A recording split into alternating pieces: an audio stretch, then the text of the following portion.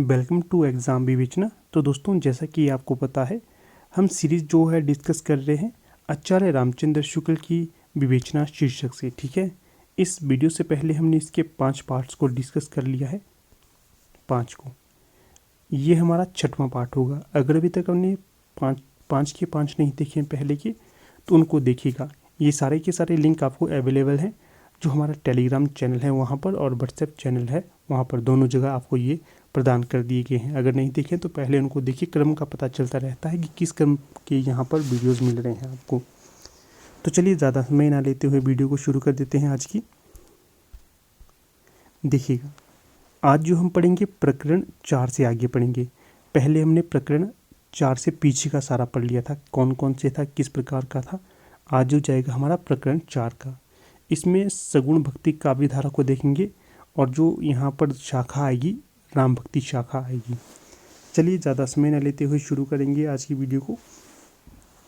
देखिएगा, आचार्य रामचंद्र शुक्ल कहते हैं, जगत प्रसिद्ध स्वामी शंकराचार्य जी ने जिस अद्वैतवाद का निरूपण किया था वह भक्ति के सन्निवेश के उपयुक्त न था। यद्यपि उसमें ब्रह्म की व्यावहारिक सगुण सत्ता का भी स्वीकार था, पर भक्ति के सम्यक प्रसार के लिए जैसे दृढ़ आधार की आवश्यकता थी, वैसा दृढ़ आधार स्वामी रामानुजाचार्य जी ने संवत 1073 में खड़ा कर दिया था। पूछा जा सकता है किसने ये खड़ा किया था, तो ये स्वामी रामानुजाचार्य के द्वारा संवत 1073 में खड़ा कर दिया। आगे देखिएगा, यहाँ पर दिया गया है, उनके विशिष्टाद्वैतवाद के अनुसार चिद्विशिष्ट ब्रह्म के ही अंश जगत के सारे प्राणी हैं, जो उसी से उत्पन्न होते हैं और उसी में लीन होते हैं। अतः इन जीवों के लिए उद्धार का मार्ग यही है। तो ये मोस्ट इम्पॉर्टेंट पंक्ति हो जाएगी, ध्यान से इसको आपने नोट करना है। इसके पश्चात आगे देखिएगा क्या है कि वे भक्ति द्वारा उसी अंशी का सामीप्य लाभ करने का यत्न करें। रामानुजी की शिष्य परंपरा देश में बराबर फैलती गई और जनता भक्ति मार्ग की ओर अधिक आकर्षित होती रही। ठीक है, तो इस पूरी की पूरी पंक्ति को आप ध्यान में रखिएगा। प्रश्न यहाँ से बन सकता है कि ये कथन किसके लिए है, तो ये कथन आचार्य रामचंद्र शुक्ल का हो जाएगा, रामानुजाचार्य जी के लिए। आगे है, रामानुजाचार्य और रामानंद की भक्ति पद्धतियों में मुख्य भेद क्या है, तो इसका भी ध्यान रखना है। सिंपल से प्रश्न बन सकते हैं ये। जो रामानुजाचार्य जी के मतावलंबी होने पर भी अपने उपासना पद्धति का इन्होंने अर्थात रामानंद जी ने विशेष रूप रखा। इन्होंने उपासना के लिए बैकुंठ निवासी विष्णु का स्वरूप ना लेकर लोक में लीला विस्तार करने वाले उनके अवतार राम का आश्रय लिया। इनके इष्टदेव राम हुए और मूल मंत्र हुआ राम नाम। मोस्ट इम्पॉर्टेंट है ये, देखिएगा। जो रामानुजाचार्य थे, इनके जो इष्ट देव थे कौन थे? बैकुंठ निवासी विष्णु जी। परंतु जो रामानंद हुए, इनके इष्ट कौन हुए? इन्होंने अपने इष्ट को अलग कर दिया था, या उपासना के जो आराध्य था इन्हें अलग कर दिया था। तो रामानंद के हो गए थे राम, भगवान श्री राम, और जो यहाँ पर रामानुजी के हो गए थे, ये विष्णु जी हो गए थे। और जो रामानंद थे, इनका मूल मंत्र था राम नाम। ठीक है, जब इन्होंने कबीरदास के ऊपर पैर रखा था तो इन्होंने कहा था राम नाम बोल, राम राम बोल, राम राम, ऐसा इन्होंने कहा था, और कबीरदास ने इसे ही अपना मंत्र आगे बना दिया था। फिर देखिए, उन्होंने अर्थात रामानंद ने उदारपूर्वक मनुष्य मात्र को इस सुलभ सगुण भक्ति का अधिकारी माना और देश भेद, वर्ण भेद, जाति भेद आदि का विचार भक्ति मार्ग से दूर रखा। कौन कौन से? देश भेद का, वर्ण भेद का और जाति भेद का। यह बात उन्होंने सिद्धों या नाथपंथियों की देखा में नहीं की, बल्कि भगवत भक्ति के संबंध में महाभारत, पुराण आदि के कथित सिद्धांतों के अनुसार की थी।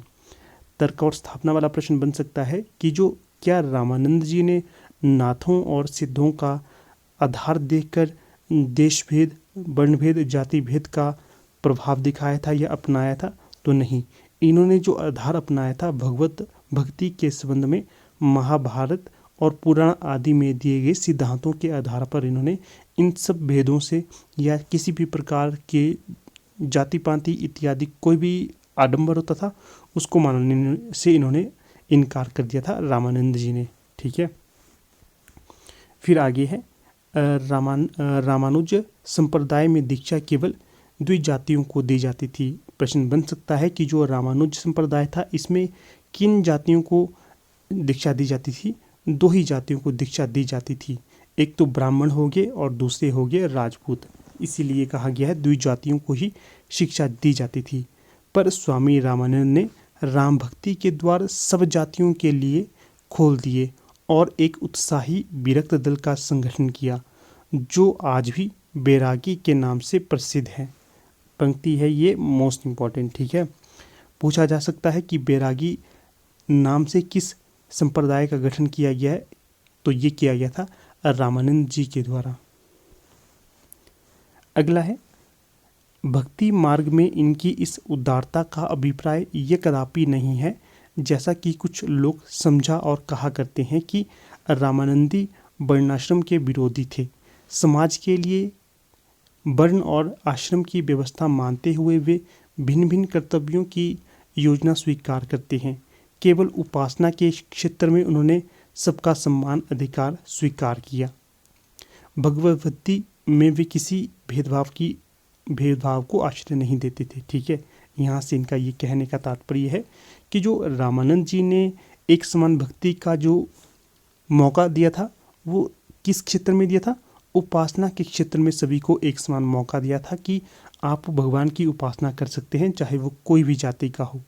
पर उन्होंने सबका समान अधिकार इसी क्षेत्र में सबको दिया था, परंतु जो भगवत भक्ति थी इसमें वे किसी भेदभाव को आश्रय नहीं देते थे। ठीक है, तो इसका भी ध्यान रखना है आपने।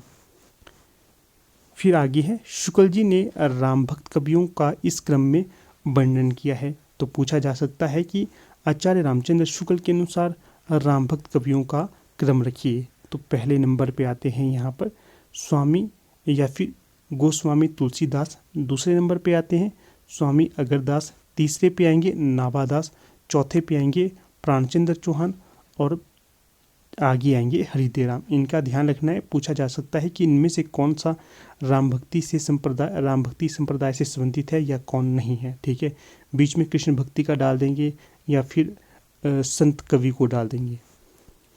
पहला नंबर जो यहाँ पर आता है तो ये गोस्वामी तुलसीदास जी का आएगा। इनके संबंध में देखिए सारी की सारी पंक्तियाँ महत्वपूर्ण हो जाएंगी। पहली पंक्ति है यद्यपि रामानंद जी की शिष्य परंपरा के द्वारा देश के बड़े भाग में राम भक्ति की पुष्टि निरंतर होती आ रही थी, पर भक्त लोग फुटकल पदों में राम की महिमा गाते आ रहे थे।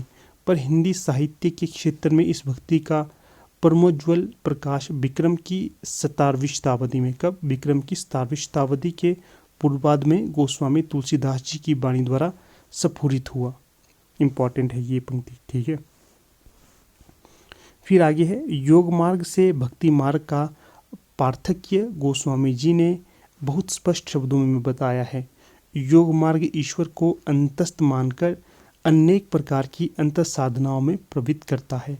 सगुण भक्ति मार्ग ईश्वर को भीतर और बाहर सर्वत्र मानकर उनकी कला का दर्शन खुले एवं व्यक्त जगत के बीच करता है। पर ईश्वर को केवल, जो यहाँ पर सगुण भक्ति के बारे में कहा जा रहा है कि वह ईश्वर को केवल मनुष्य के क्षुद्र घट के भीतर ही नहीं मानता है। यहाँ पर देखिए ये विशेषता बताई जा रही है जो सगुण भक्ति से संबंधित होता है।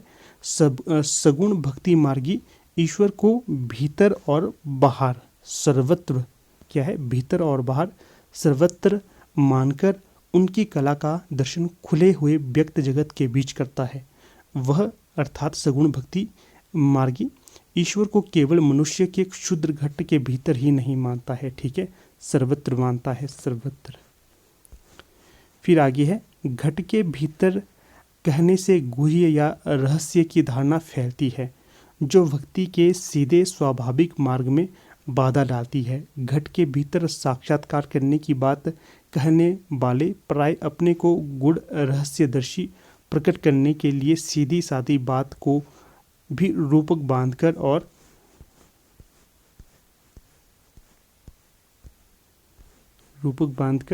क्या था आगे, टेढ़ी पहेली बनाकर कहा करते हैं।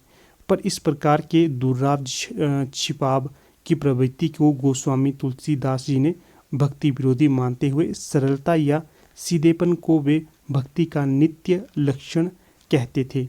मन की सरलता, वचन की सरलता और कर्म की सरलता, इन तीनों को वे आधार मानते थे। कौन?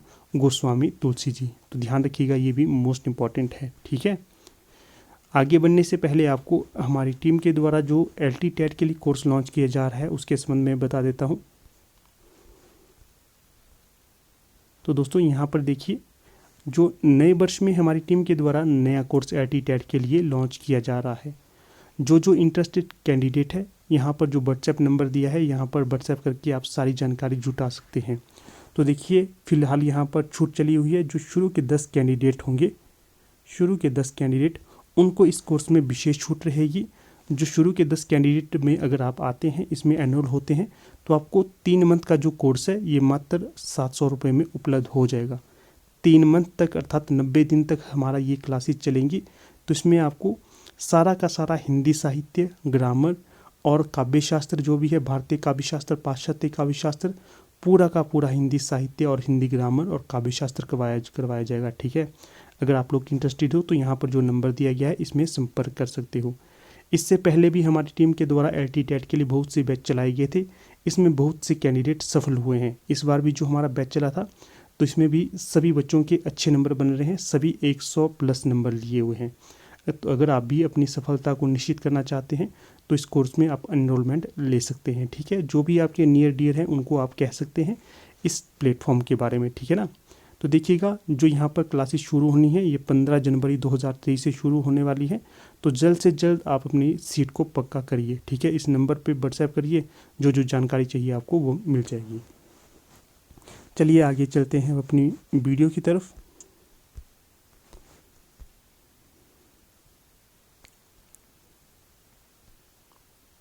देखिए आगे, आचार्य रामचंद्र शुक्ल तुलसीदास जी के संबंध में कहते हैं कि वे भक्ति के मार्ग को ऐसा नहीं मानते जिसे लखे कोई बिरला, ऐसा जो कहते हैं ना, लखे कोई बिरला, ऐसा नहीं मानते हैं।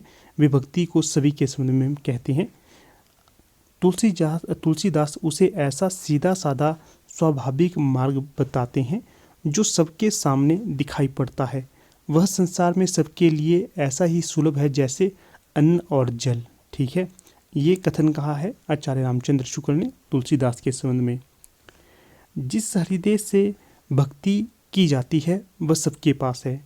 हृदय की जिस पद्धति से भक्ति की जाती है वह भी वही है जिससे माता पिता की भक्ति, पुत्र कलत्र का प्रेम किया जाता है। अगली पंक्ति रामचंद्र शुक्ल की होगी। सगुण धारा की भारतीय पद्धति के भक्तों में कबीर, दादू आदि के लोक धर्म विरोधी स्वरूप को यदि किसी ने पहचाना तो वो गोस्वामी जी ने। उन्होंने देखा कि उनके वचनों से जनता की चित्तवृत्ति में ऐसे घोर विकार की आशंका है जिससे समाज में विशृंखल हो जाएगा, उसकी मर्यादा नष्ट हो जाएगी। तो यह भी कथन तुलसीदास के संबंध में रामचंद्र शुक्ल ने कहे हैं। आगे है, गोस्वामी जी की भक्ति पद्धति की सबसे बड़ी विशेषता है उसकी सर्वांग पूर्णता। जीवन के किसी पक्ष को सर्वथा छोड़कर वह नहीं चलती है। किसकी भक्ति? तुलसीदास जी की भक्ति। सब पक्षों को या सब पक्षों के साथ उसका सामंजस्य है। ना उनका कर्म या धर्म से विरोध है, ना ज्ञान से। धर्म तो उसका नित्य लक्षण है। तुलसी की भक्ति को धर्म और ज्ञान दोनों की रसानुभूति कह सकते हैं। योग का भी उसमें समन्वय है, पर उतने ही का जितना ध्यान के लिए, चित्त की एकाग्र करने के लिए आवश्यक है। इम्पॉर्टेंट रही पंक्ति। इसके पश्चात आगे देखिए, प्राचीन भारतीय भक्ति मार्ग के भीतर भी उन्होंने बहुत सी बढ़ती हुई बुराइयों को रोकने का प्रयत्न किया। शैवों और वैष्णवन के बीच बढ़ते हुए विद्वेष को उन्होंने अपनी सामंजस्य व्यवस्था द्वारा बहुत कुछ रोका, जिसके कारण उत्तरीय भारत में वह वैसा भयंकर रूप न धारण कर सका जैसा कि दक्षिण में किया था। इम्पोर्टेंट पंक्ति है ये भी। फिर आगे देखिएगा,